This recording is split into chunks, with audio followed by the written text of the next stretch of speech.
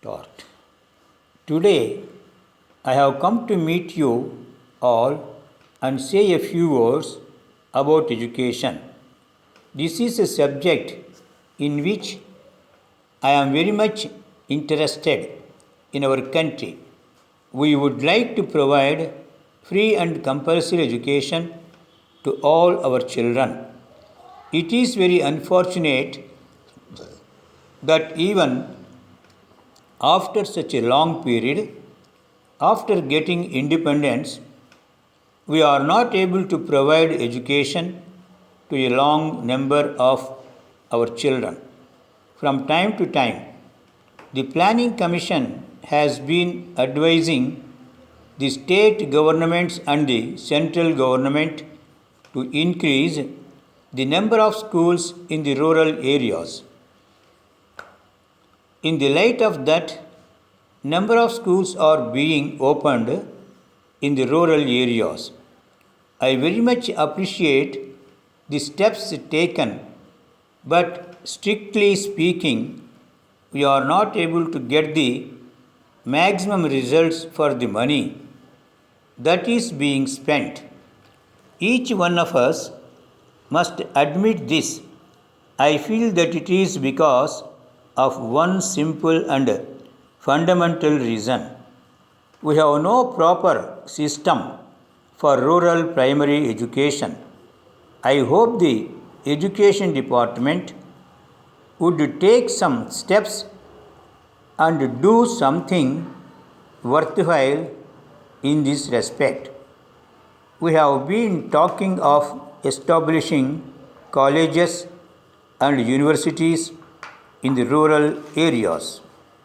But what is the position of primary education in the rural areas?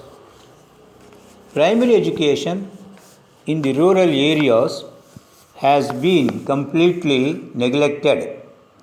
As you know, I have had a big hand in the administration for a long time. At that time, we have before us this problem of rural education. We had the problem of lack of funds. Even during those days, however, we had made a successful beginning in the field of rural education. With the help of educated youth, we could open school in each village. These schools were later called single teacher schools.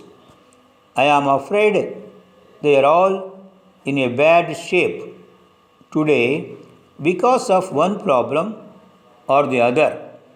I call upon the government to examine this question in greater detail and give better shape to it. In this process, besides educating the people, we will also be providing employment to the educated unemployed. I hope the education department would take the initiative and try to open many more such schools. After gaining independence, we have adopted the parliamentary form of government. We claim ourselves to be the biggest democratic country in the world. As you are well aware, everyone have the right to vote. Dear sir, we are in receipt of a letter addressed to our managing director.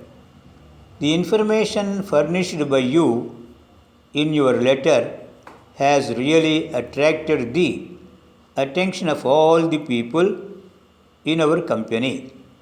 In fact, our managing director spoke very high of your people in the research department who have been putting in a great deal of effort every day.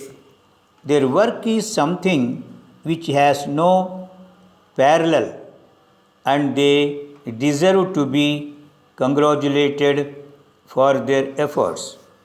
As you are aware, we are in the field of marketing for the last so many years and have established a great deal of reputation. We have very skilled and capable people to take care of each and every aspect of marketing of the products taken up by company. We would like to bring to your notice that we have our offices in all the states of the country.